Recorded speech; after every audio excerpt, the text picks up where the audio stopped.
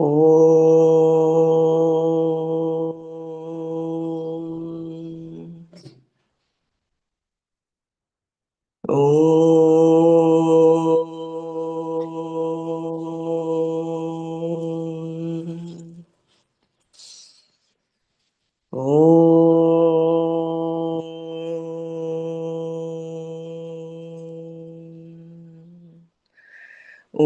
सहना भवतु सहनौ भुनक्तु सह वीर्यङ्करवावहै तेजस्विनावधीतमस्तु मा विद्विषावहै ॐ शान्ति शान्ति शान्तिः नारायणं नमस्कृत्य नरं चैव नरोत्तमं देवीं सरस्वतीं व्यासं ततो जयमुदीरयेत्।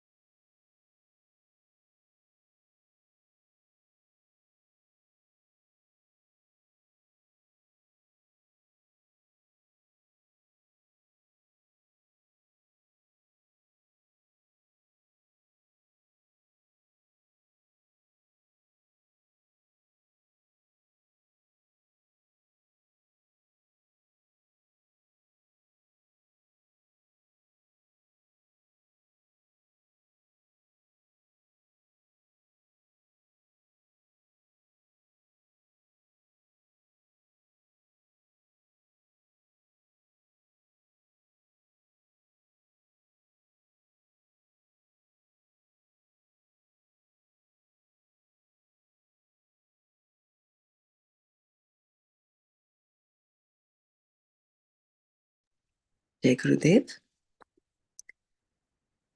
So we'll go back to where we a little bit where we did yesterday and move forward. So we understood that we are on the 47th verse. Karma is totally desire based. And the two definitions of karma based on the Gita. In actually three different ways, but they are defined in two different ways in chapter 2. The third definition of karma yoga is dissociation from the association with pain. This is the third definition given in the 6th chapter. So samatvam yoga uchyate is one, and yoga karmasu kaushalam. And then it was said how sameness is not possible in karma, in action, in the desire based on which the action is, and in the results. So all these three cannot be same. So the sameness would apply only to the attitude with which we have with respect to the results. Therefore, karma is totally desire based.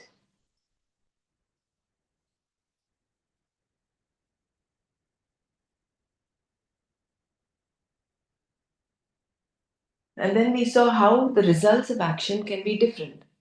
Your desire may be to do one thing, like example, cross the road, but the outcome may be totally different. It may be what you wanted, you just cross the road. It may be more than what you want. You wanted to cross the road and go to another place and you get a hike. You get someone to come. You don't need to wait for the bus. Or you may not even cross the road. In the middle of the road, you might actually find yourself in the hospital. So the results can be so different. And why are the results different? Is because we are jivas, we are limited by the lack of omniscience.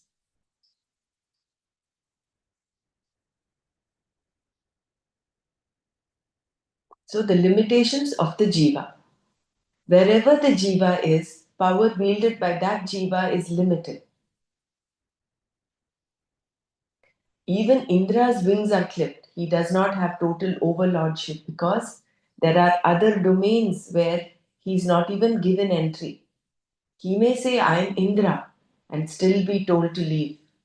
Someone might say, you might be Indra in your own loka, but here you do not even have the status of a mosquito. Get out.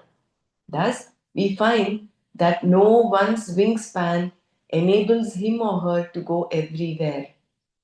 Such freedom, such limitlessness in terms of knowledge and power is not there for anyone. Our knowledge and power are both limited.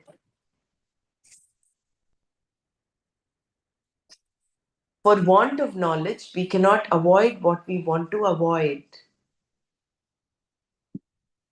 Knowledge is not limitless. If it were, if it were, there would be no problem. Exactly what I want to happen would happen. So this is in our experience, isn't it? So what we want is not happening, which means that our knowledge is limited. I would know that this action would produce that result. Limitless knowledge means limitless power also. If you have limitless power, you do not need to do anything other than think a thought. The thought you have will shape itself perfectly. God did not commit a mistake when he thought that an avocado would be the fruit that has a big pit. It was meant to be that way. It would not be an avocado if it did not have a big pit. An apple, on the other hand, should not have a big pit. Only then it is an apple. This is how the creation is.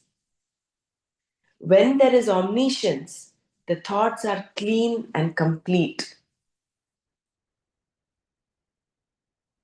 Nothing needs to be done. Thus, God did not need 6 days to create the world. It is not that on the first day God did this, and on the second, third, fourth, fifth, and sixth days He did a few more things. Or that, having created everything else, He found that there was no light and had to put up a sun there. How could He have done all those other things with no light? How could there be a first day without a sun? A day is due to the sun alone. Nor is it that God was doing a job that required him to do certain things on the first day so that he could paint on the second. On the third day, he did not look at what he had done before and decide that it was unsatisfactory and rearrange the whole thing. God is not an architect. If the Lord is omniscient and omnipotent, all that is required is a sankalpa, a thought. So when there is omniscience, the thoughts are clean and complete.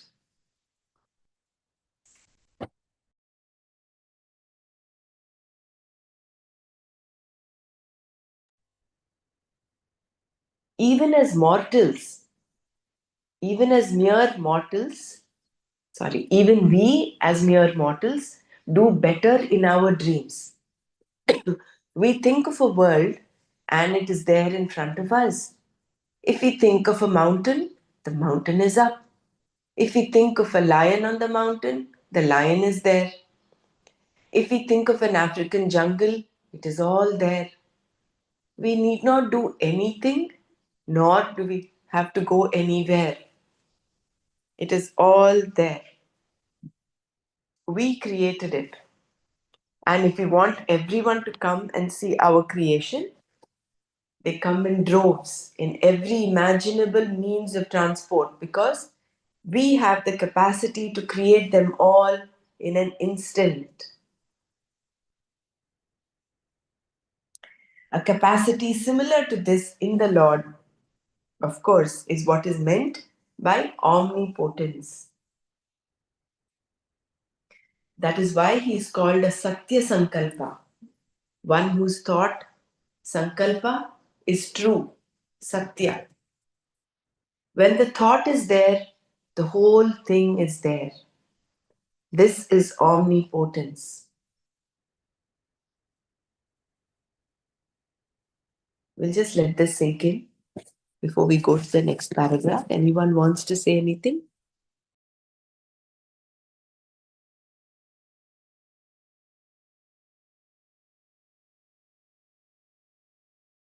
Can you explain Satya Sankalpa? Means it's the once only and everything is manifested like that, no? Satya Sankalpa.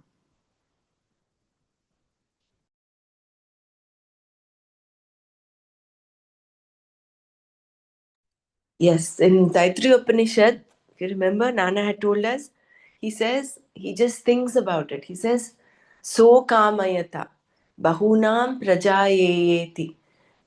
So it was just a thought, a sankalpa. And then people came forth, the whole creation came about.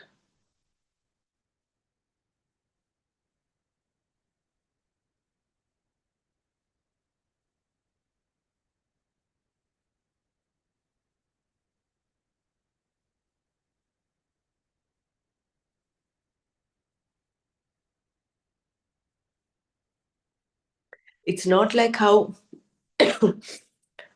Darwin's theory says we slowly evolved. It actually happened in an instant.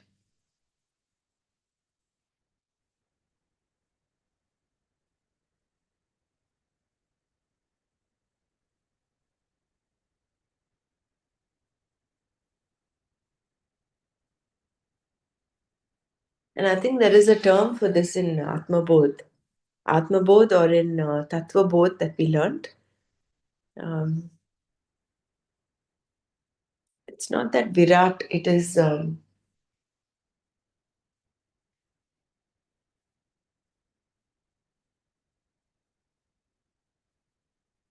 not recollecting that term. There is a term given for this, that it happens in an instant, the whole thing.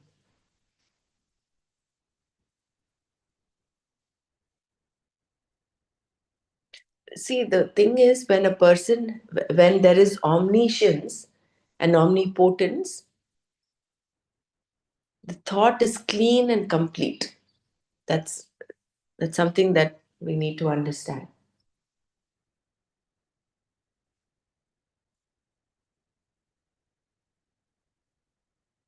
Which is why Krishna was able to tell Arjuna in the 11th chapter, all these people are already dead. You do not need to do anything. He knew the present, the past, and the future. That's why some in I think the fourth chapter he says, both of us had several lives. I remember all of them, but you do not. When Arjuna asks him, how come you taught this to Vivashwan and Manu and all of them? They were before us. We are living now, but they were all before us. How did you teach them? He says, yes, I remember my past, but you do not. So all these are pointers to the fact that Bhagwan is omnipotent. Like those six wealths that Bhagavan has, Bhaga, absolute omnipotent, absolute power, absolute knowledge, absolute overlordship, absolute Aishwarya, wealth.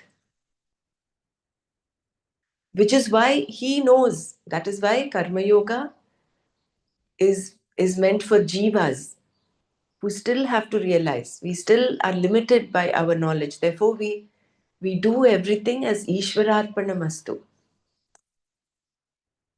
We recognize Ishvara as the giver of karma phala. So we're coming from the space of limitation. We're offering it to the limitless Lord. And in pursuit of that, the only pursuit that a karma yogi has is moksha. And whatever the action he or she does is for preparing the mind for letting that knowledge dawn, for Antahkarana Shuddhi.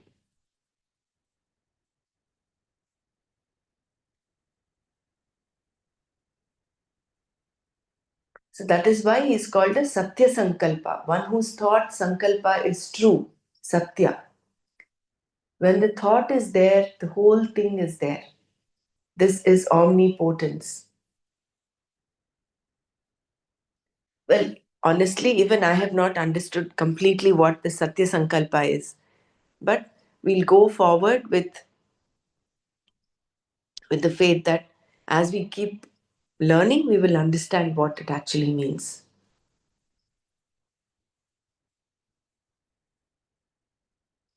If anybody else wants to share, please go ahead.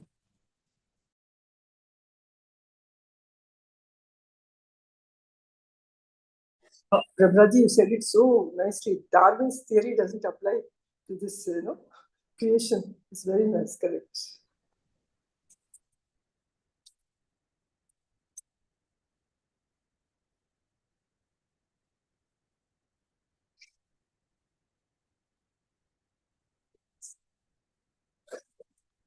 See, once we are exposed to this Advaita, if you remember Swami Dayananda in the Nirvana Shatakam, he started off saying there are only two things,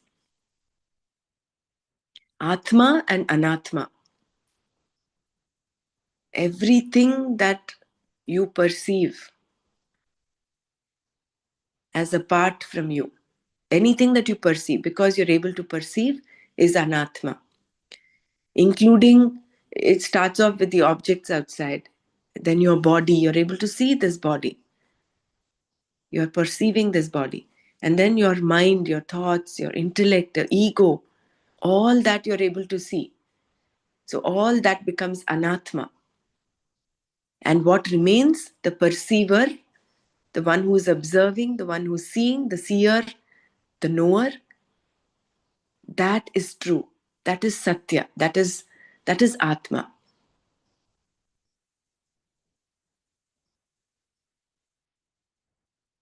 But when we extrapolate this, we are able to understand that in perspective of the jiva. But we are still limited by our ignorance, because that veil of ignorance is still there. But if you remove that veil of ignorance, there's no difference between you and Brahma, the Brahman, the creator of the whole universe.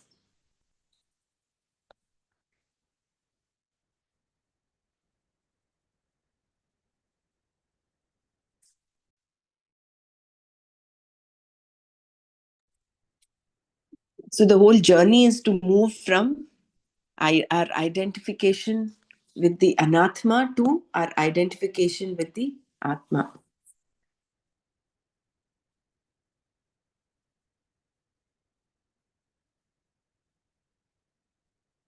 Moving on, the results of karma can never be predicted.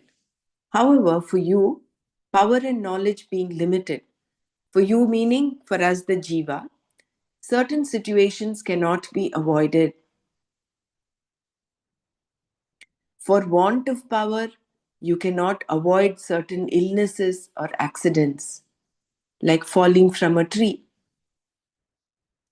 You know that you're falling, and you may even know that you are accelerating downward at a speed of 32 feet per second per second. All this you know very well. But so what? Down you come.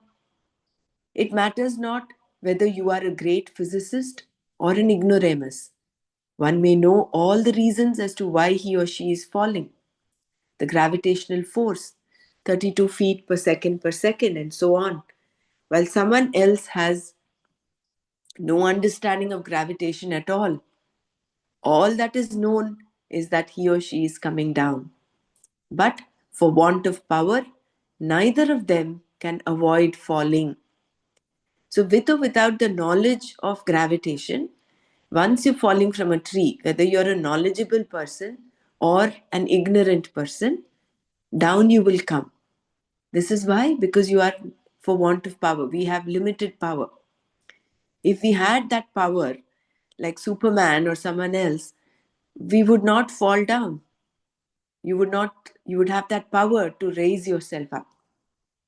But we have certain limitations, and therefore you cannot avoid certain situations and certain things like accidents, falling down from a tree. It shows that we have limited power. Limitation with respect to power and knowledge, then, is the status of an individual. If this is so, Krishna's statement that one's choice is only over action, karmani eva adhikarahate, is very important. I'll repeat this. Limitation with respect to power and knowledge, then, is the status of an individual. If this is so, Krishna's statement that one's choice is only over action, karmani eva adhikarahate, is very important. You may say that there is really no choice because so much is determined by your past and so on. But that is an endless debate. The point is that you do have a choice. To understand that much is enough. So, this we have to underline. The point is that you do have a choice. We have a choice in doing, not doing, or doing it differently. So, that is the choice we have. So, we have to keep this strongly in mind and not get caught away by saying our actions and thoughts and everything is determined by our prarabdha, by our stars and whatever. They may have an effect, no doubt, but the fact that we have a choice is paramount. You can perform a given action, you need not do it, or you can do it differently. This is where the free will comes, right? The free will and destiny both, let me not confuse, we'll go further. So, that capacity you have, therefore, you do have choice. This is the reason why you do not do certain things and you can force yourself to do other things, even though you do not feel like doing them, or you can do them differently.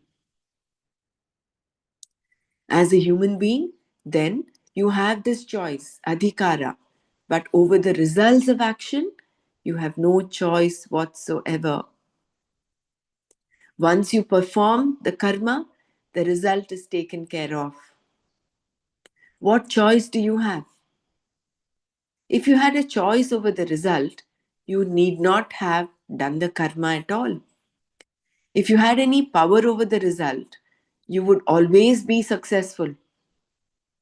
But because you are not omniscient, you do not know that a certain karma will produce a certain result. No one knows the ways of karma. To know how karma is going to produce its result and what result it is going to produce is very difficult to figure out. This is because your own past karmas may be inhibiting the results of the present karma.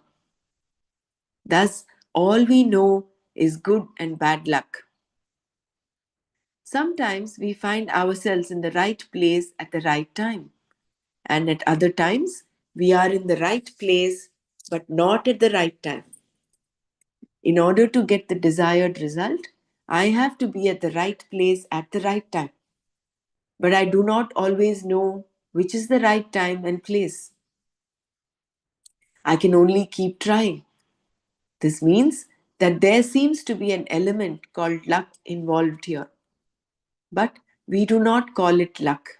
Instead, we refer to it as previous karma.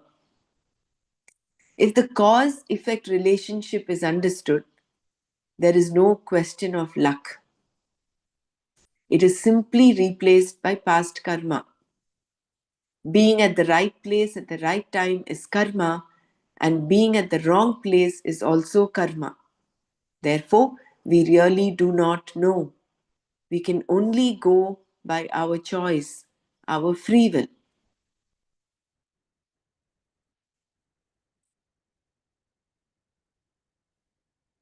So this paragraph is talking about destiny here, right?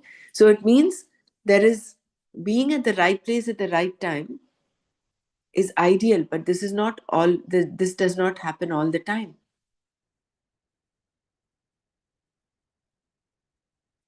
So therefore, we can only go by our choice, our free will. Being in the right place at the right time or being in the wrong place at the right time is governed by our past karma. This is what we call luck or luck, good luck or bad luck. But it is actually governed by our karma. The use of one's free will. You No, have it is also karma, but it is not governed by karma. He said, no, it is the choice. Is it that? Am I no, we can understood only wrong? go by our choice. Okay. See, whether we are in the right place or the wrong place, that is determined by your karma. That we have no, that is a result, isn't it? That you Yeah. are, that is a result. It's an outcome of something, of XYZ. We call it bad luck or good luck. So we have no choice over the situation we are in. We only have choice over our action. We really do not know. We can only go by our choice, our free will. Being at the right place at the right time is karma, and being at the wrong place is also karma. So that is the aspect of destiny that we have no choice, we have no control over, isn't it? Correct. Correct. Yesterday we were talking about this Manana class. So being here is in a way, yes, it is, and Savitaji or someone said, it is our karma. So yes, that we are all here is actually our karma. But every morning we have a choice to come or not to come. That is the choice, that is our free will.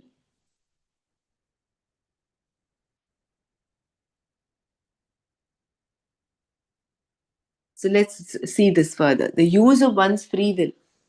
You have a free will just as there is a free wheel in a car. You can only go by that. Whether the brakes will work or not is anyone's guess. You can check them, but at any time they can give way.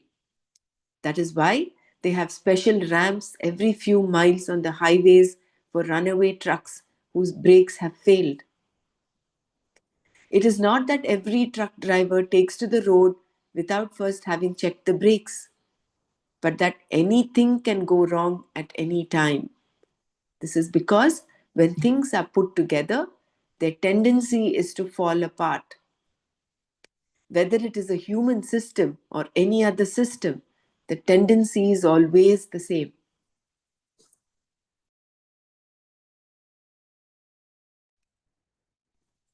This tendency to fall apart applies to relationships and houses also. In fact, we often spend more time maintaining our house than living in it. So beautiful. Things come together, things fall apart. It is constantly, this flux is happening in the universe. And this is what is our experience. This is the nature of things. They come together, they fall apart. They come together, fall apart. Look at our relationships. It's not the same, constant.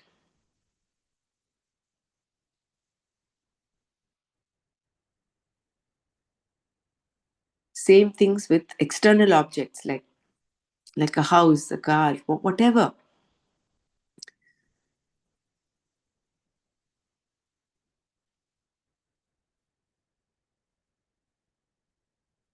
Therefore, here you can only go by your free will. There is nothing else you can do. What the result will be depends on so many unknown factors that it is always a question mark. Whether what you want from a particular karma will happen as you expected is anyone's guess. Since you do not have a complete choice over the results of action, you had better recognize this limitation. Limitation here is not helplessness. Helplessness is felt only when you do not accept the limitation, and therefore it has a negative connotation, whereas acknowledging limitation is being objective. Therefore, dismissing the concept of helplessness from our minds, we recognize our limitations as individuals. Because there is a limitation in knowledge and power, I cannot figure out exactly what I want, nor do I know exactly what any given action will produce. When I understand this limitation, I can respond to the results of action in terms of samatva, evenness of mind. Any result can be responded to in either of two ways: dispassionately with samatva, or like a yo yo, elated because I got what I wanted, or suicidal because I did not. And if someone saves me from suicide, I will respond again like a yo yo, feeling that I could not even commit suicide successfully, thereby developing yet another complex. This yo yo response is because I think that I am the author of every result of action, when in fact I am only the author of action.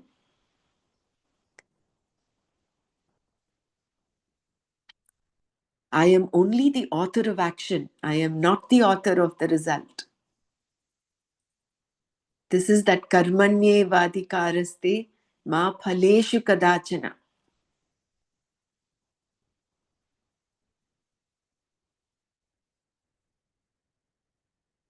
I have a choice over my action. I have no choice over the result. And when I understand my limitation, it is not a feeling of helplessness. You objectively understand that you are limited in knowledge and power as a jiva. Then you're able to develop that dispassion. You're able to develop that samatva, evenness of evenness of mind as compared to a yo-yo. Yo-yo is going up and down. You get something that you want, or you get more than what you want, you're over the moon, you're very elated. And when, like a yo yo, it moves up, it comes down. So then it leads to depression. Again, there is something that happens that is not to your liking, you come down again. So you swing from positive to negative all the time. When you think that you are the author of your result, but when you realize that you have no say in the result, you only have a say over your action, then there is a sense of letting go. There's a sense of being dispassionate towards the result, because in any way you have no choice over the result, so you take whatever comes.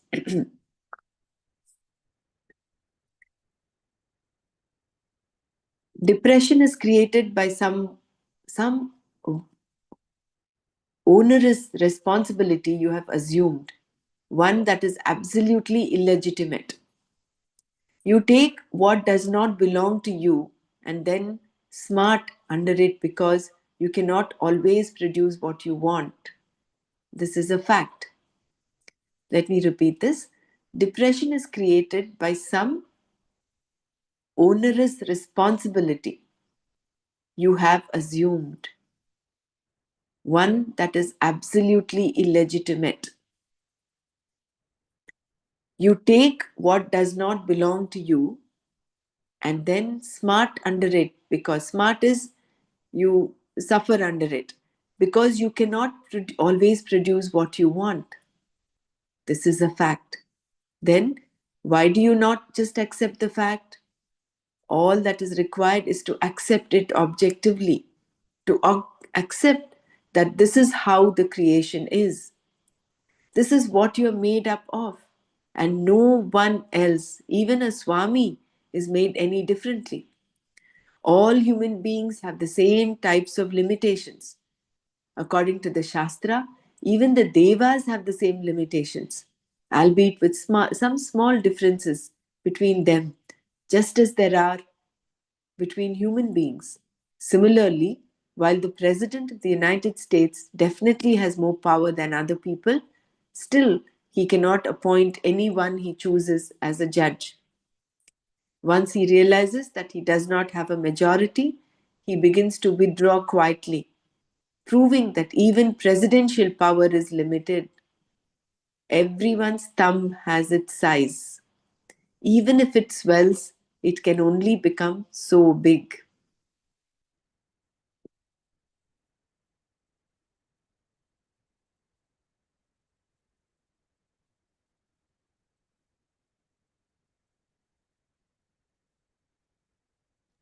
Such a powerful paragraph to introspect the doership all the time we are having. Mm.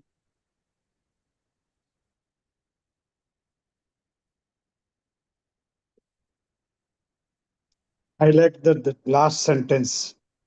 Even if it swells, it can only become so big, then it just bursts. How good it is. Very nice.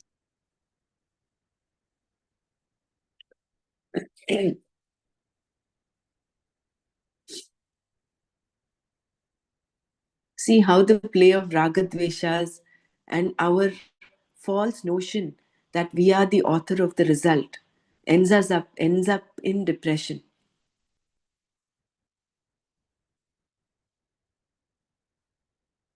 So you like something and then you do a karma accordingly to get that action to get that result. And when that result doesn't happen, then you get depressed. So this is totally a lack of knowledge, lack of objectivity. Then why do you not just accept the fact?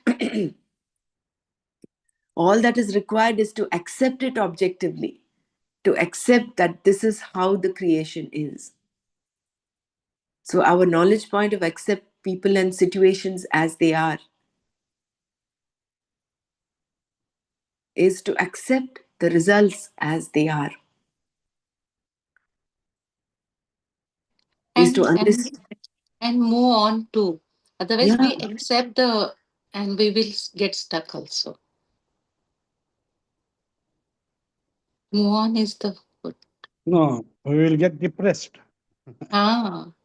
Yes, That we is have what accepted ki is done like this, result is like this, and we like will this. sit down. But means we have to move. ऐसा ही होना है, ऐसा ही जाना है. Get depressed. I should have passed. I should have not failed. I should have not. So students get depressed so many times because they want a result as they wish, and if they don't get it, so many people are taking to suicidal things.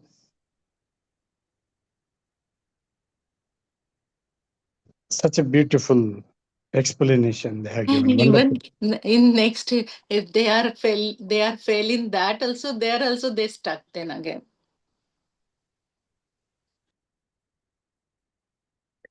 See, we in our relationships with people, very so often we think this is how this person should be, this is how it should be, and we get stuck with that because every person is a mixture of the sattva, rajas, tamo gunas, and it is the play and interplay of these gunas as to how the behavior is. We ourselves are not in control of our own behavior, so what to talk of others' behavior? Like Percy G says, we often sit in judgment of others. And we want people, situations to be to our expectations all the time. Unfortunately, this is not how it is. This is not how creation is. Each one will there it is said nice triguna se upajav, nice trigunya bhava, and then he said satvasta also become correct. satvasta. That sattvasta is being objective, no, being understanding that you have this limitation. So that is having that clarity.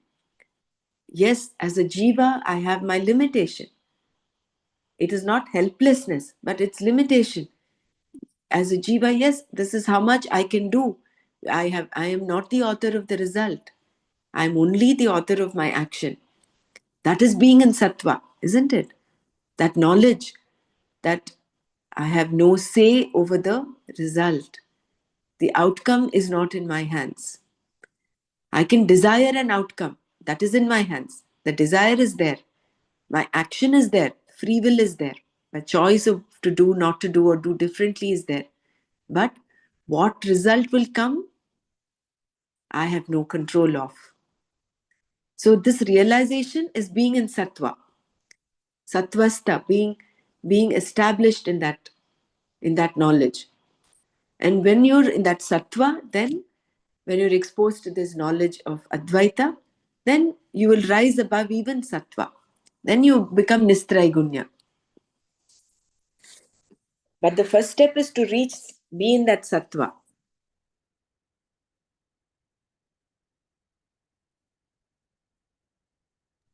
Hari Om. And I just think that once you let go of the result, and then that faith, that Shraddha comes, that it will be taken care of, Yeah, which is just it is just opposite to what when we are in Rajas or in Tamoguna, we are so much attached to the result, why it didn't happen, why it didn't happen. correct. And on the other side, when you are in that with that Shraddha, and you know that it will be taken care sooner or later.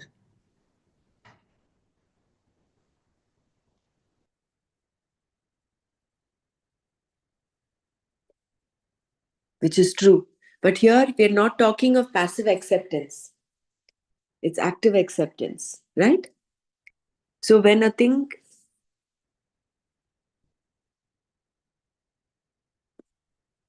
you accept it so that you remain in that samatva, that evenness of mind. But if some action needs to be taken, so be it. Take that action. Because ultimately our choice, our free will is in the action, in the choice of action.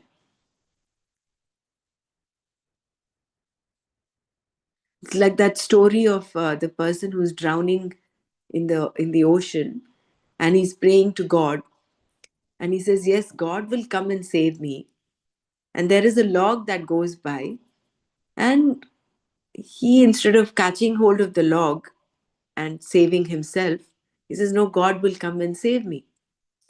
So our shraddha should not become blind like that. When it is required, yes, that log is there. Be practical. Hold on to that log. Your Ishvara, God, came to you in the form of the Lord.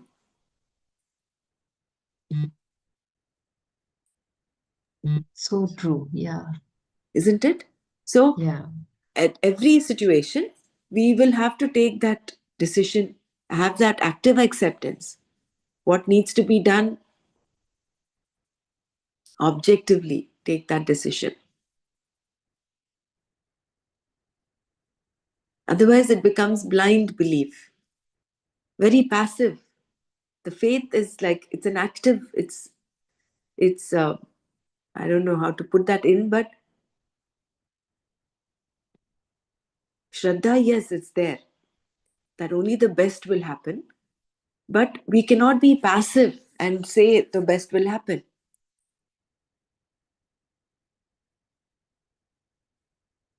It is like a lion. There's a Subhashitani which says the lion, thinking he's the king of the jungle, cannot just simply lie down all the time, sleep, and expect food will come to his mouth. Yeah. उद्यमेन सिद्ध्यन्ति कार्याणि न मनोरथैः Correct. हि सुप्तस्य सिंहस्य प्रविशन्ति मुखे मृगाः. Correct. No? So beautiful. Thank you for chanting that. So the house is burning, and you can't say, "Oh, I have Shraddha that nothing will happen to me." Arey, the house is on fire. Do something to put it out.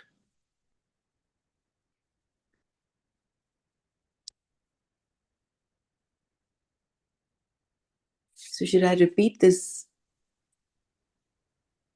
Actually, I will go further. Maybe tomorrow we'll repeat this again. The cause of one's sense of failure. Similarly, everyone has power only to a limited extent.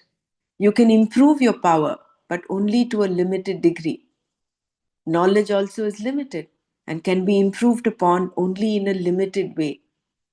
Anything else, such as your skills, health, longevity, your environment, are all limited and can be improved upon. But the improvement is always limited. Thus, there can only be an improved limitation. If this fact is understood clearly, then you do not take up the responsibility of authoring the results of action as you like. If you think you are the author of the results of action, you cannot but have a sense of failure. Is it not true?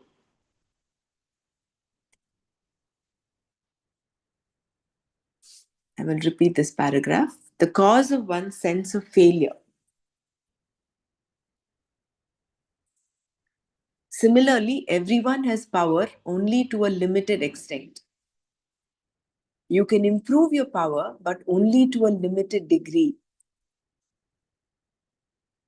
Like in this example, previous example, you can become the president of United States, but then even then you have only limited power. Knowledge also is limited and can be improved upon only in a limited way.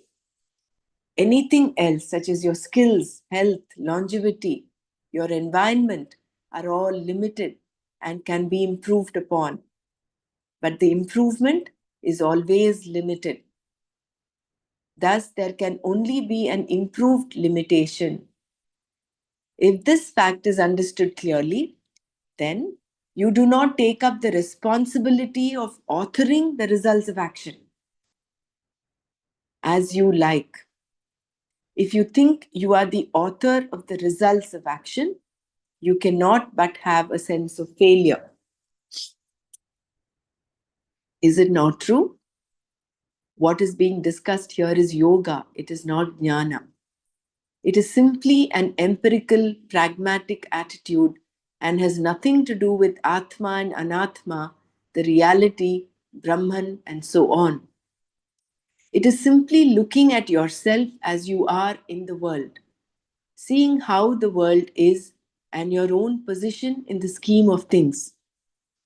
To convey this attitude to Arjuna, Krishna said, "Do not be the cause of the result of action. Ma karma phalahetuhu bhuhu, because you are not."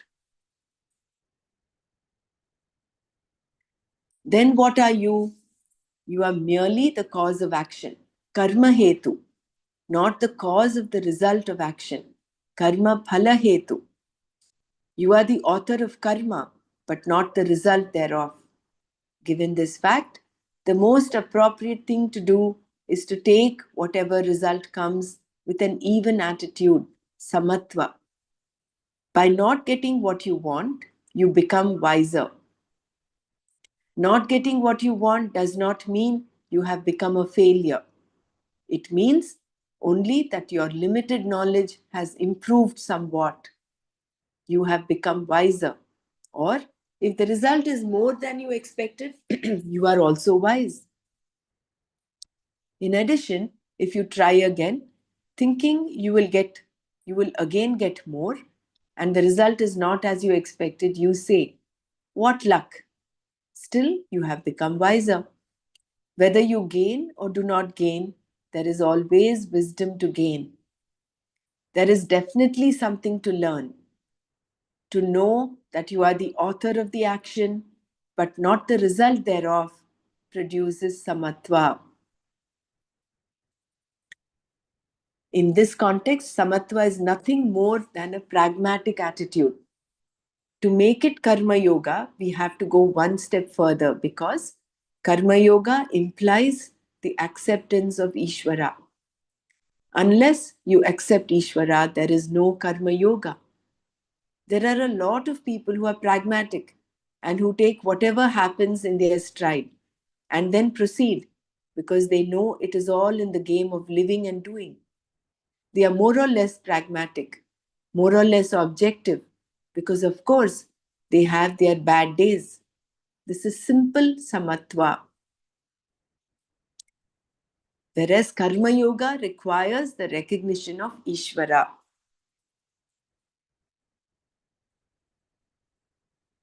We'll take this tomorrow. We'll do a bit of manana before we go on. So, what is very clear is that we are just the author of our action and not the author of our results. Let's all share.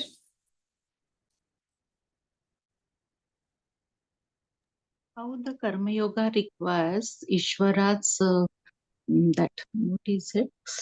Ishvara's Recognition of Ishvara. acknowledgement, recognition. How? That we'll see tomorrow. Okay.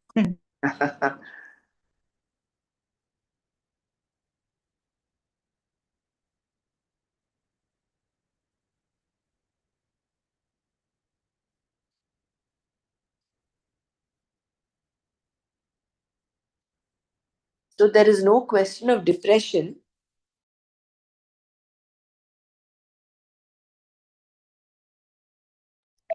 So there is no question of depression if you realize that you are not the author of the results. We get depressed. Ishwar Pranidhana. Since if we offer everything, result, actions, means whatever results we offer, then we will not have this type of what he expressed as a depression. That is a prasada, like means what we learn in the next chapters, no? Whatever the result is, it is a prasada.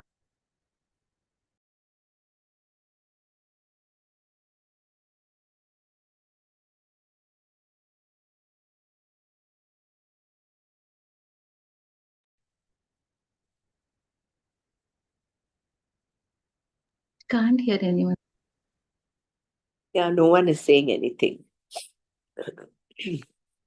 Uh, I'm reminded of Gurudev's example when all these wars broke out in many places, Russia, Ukraine, etc. A lot of people said that they are getting very depressed with all this going on, so much of bombing and all that. And he said that, that Brahma, Vishnu, and Mahesh all have roles to play. And for anything new to be created, there has to be destruction. And he said that even from the times of Mahabharata, wars were going on. So these wars will always go on. What we have to look at is as what best we can do. So what seva we can do, like the war was stopped, we help people, the students come back. So all those kind of things, what we can do in that situation, that is sufficient. How we can help the refugees or whatever, that is our job. This destruction and all that samatva bhav that we talked about in this today, that came up for me. This example came up for me. And From yesterday's example also, yesterday what happened, from that also we get for little bit time we get disturbed, and then again the samatva, in samatva equanimity of our mind, we have to come and do whatever is required, as per Siji said.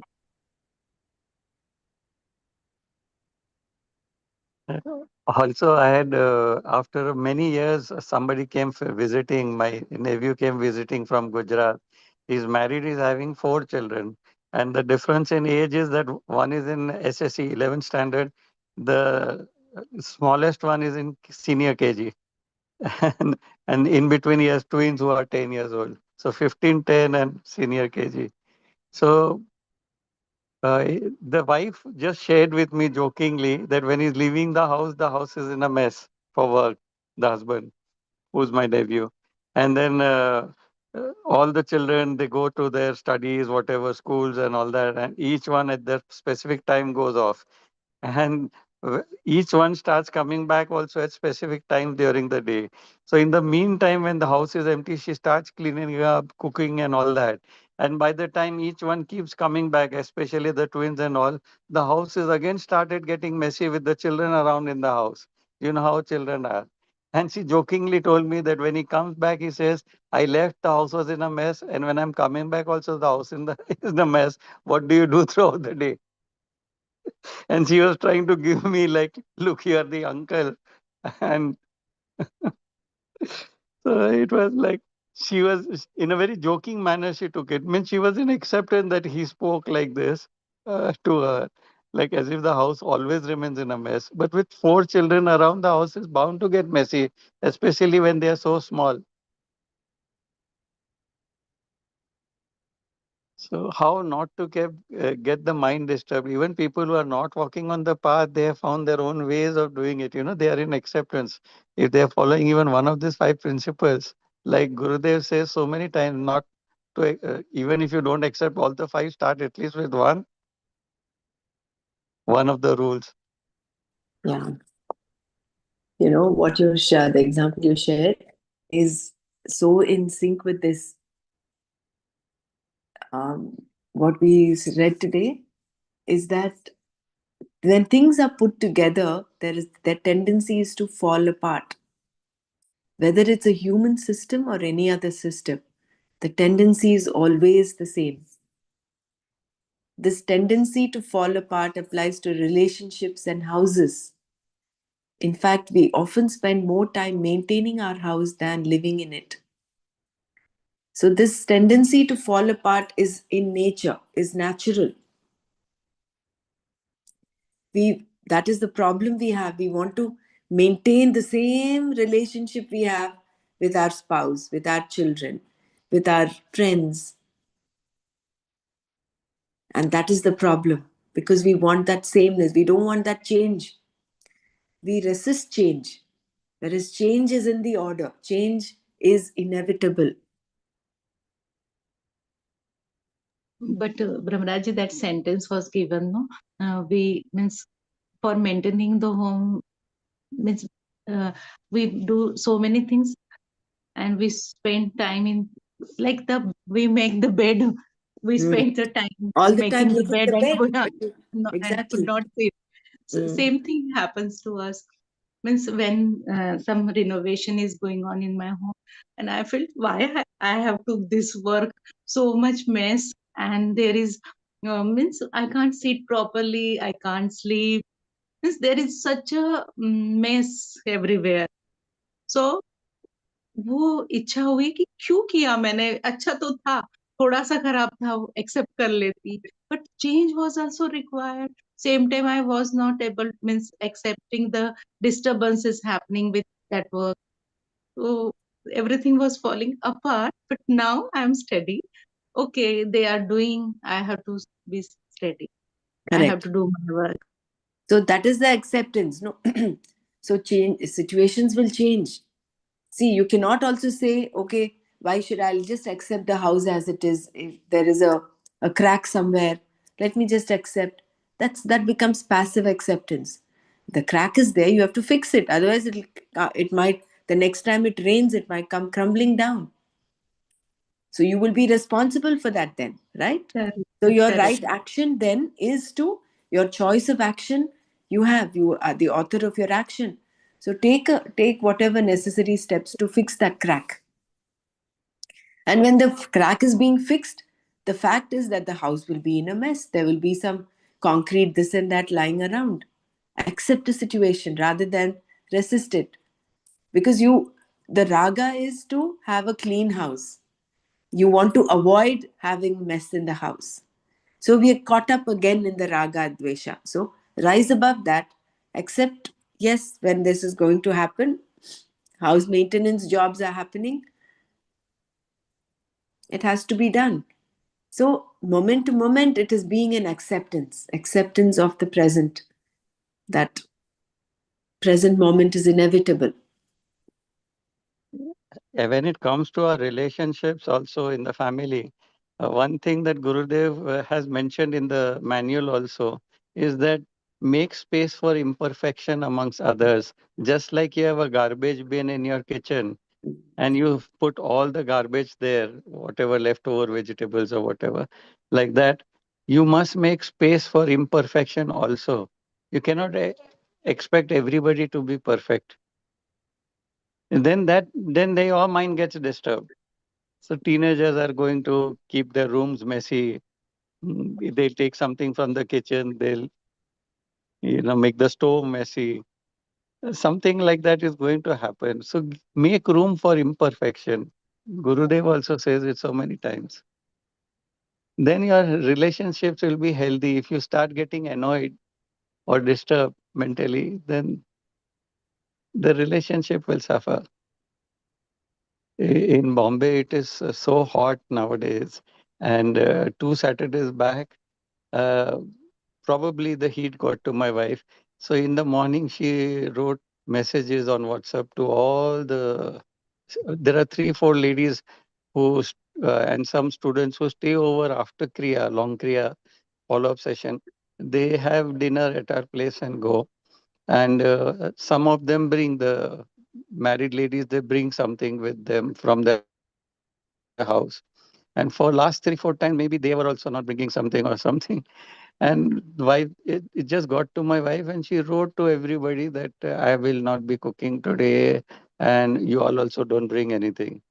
I was not aware that she had put this message. She just mentioned that I will not be cooking, is what she had told to me. That you also don't bring anything, she didn't mention to me. It was one of the ladies who mentioned it to me later.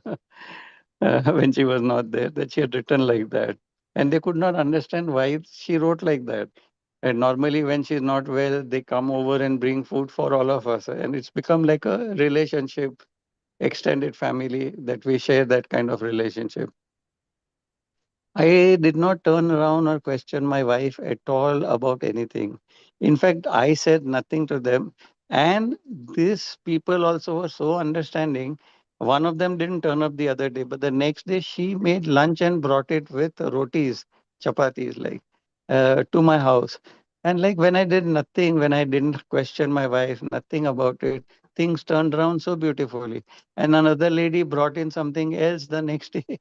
Something like that. And then now the next Saturday again something like she questioned, like by afternoon somebody phoned her that is there kriya, because I was taking a course, but my course was in the morning, so why should I not have a follow up? And I always take follow up unless I'm in a course somewhere out of my house. Then only I would not take a follow up. Only a course would keep me away from taking up my follow up. There is no other reason why I would cancel a follow up. So there is no reason. But she said, "Oh, I didn't know follow up was there. Your course was there, and all that." And then again, she cooked some rice, tomato rice or something in the afternoon for the evening. Like she ended up cooking again. And then I said nothing to her, literally, like the messages there on WhatsApp in the group. She's also in the group. That follow up Kriya will start, bring your own yoga mats. That usual message which we put was there for the Saturday follow up. Maybe she didn't see it or something. I didn't question her at all. But just keep silent, doing nothing. Neither my mind is disturbed, nor do I end up disturbing her mind. So the relationship stays so healthy. And little bit of this kind of things come up in life. The heat must be getting to her. I understand that. And somebody maybe else may be affected also who didn't turn up for the follow up. But they also later got to that understanding. Ki both of us are over 70 now. There are limitations to what we can do. Sometimes we may be imperfect in what we do. That's okay. Jai Gurudev.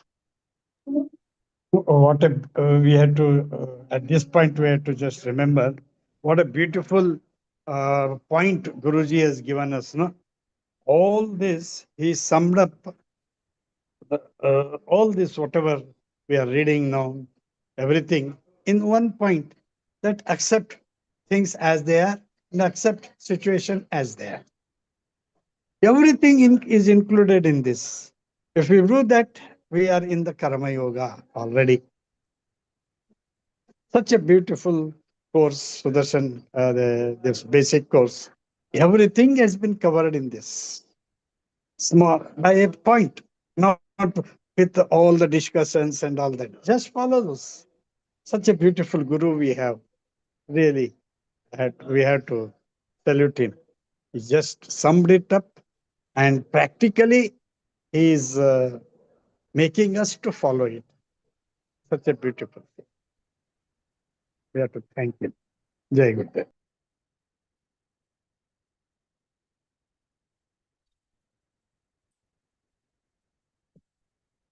Thank you for sharing, Percy ji, and good discussion we had today. We'll close here. Om Loka Samasta Sukhino Bhavantu. Om Shanti Shanti Shanti. Om Tat Sat Shri Krishna Arpanamastu. Jai Gurudev.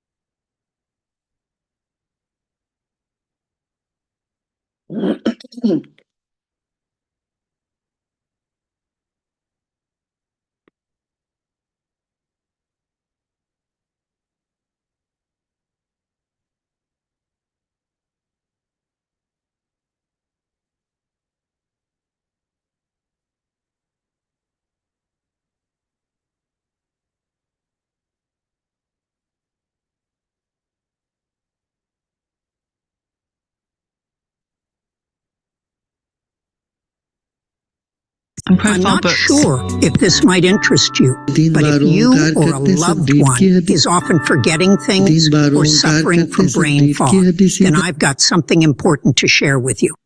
So, about a year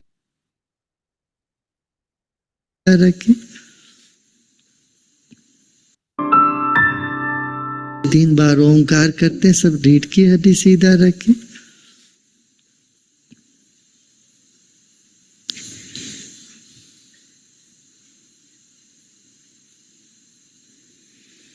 गहरी सांस लीजिए और छोड़ें।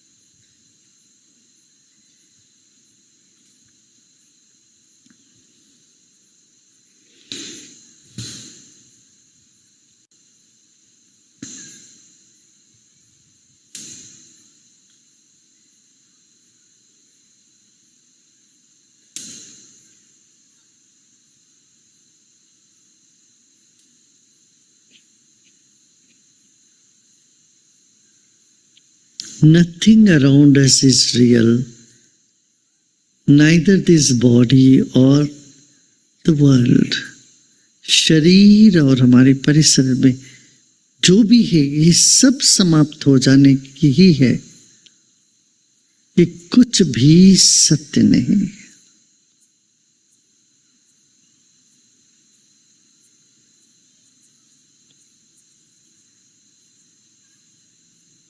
हमारे भीतर एक बिंदु है, सिर्फ वही सत्य है। There is a tiny dot inside of you. Only that is truth. That doesn't change.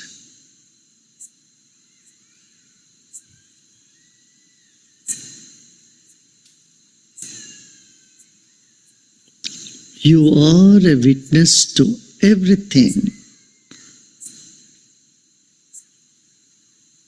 आप सबके साक्षी हो।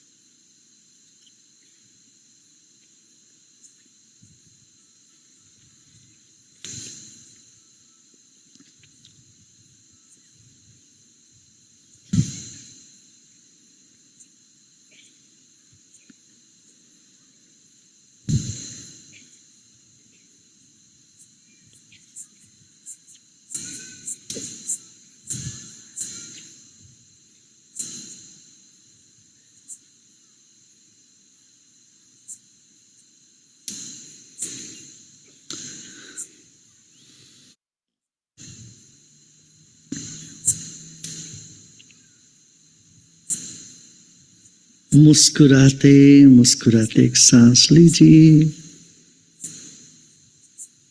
और मुस्कुराते मुस्कुराते छोड़े।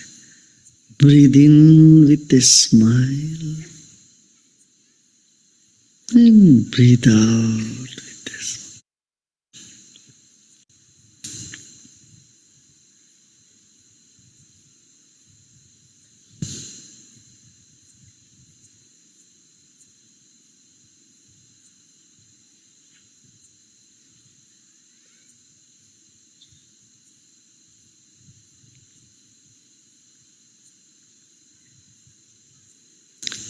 Om Shanti Shanti Shanti.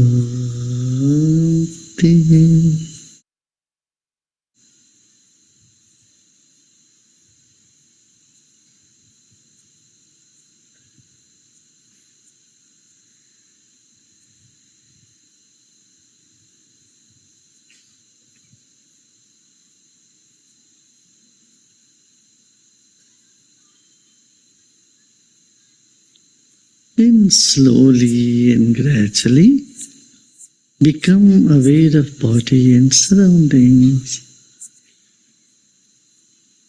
And you may open your eyes.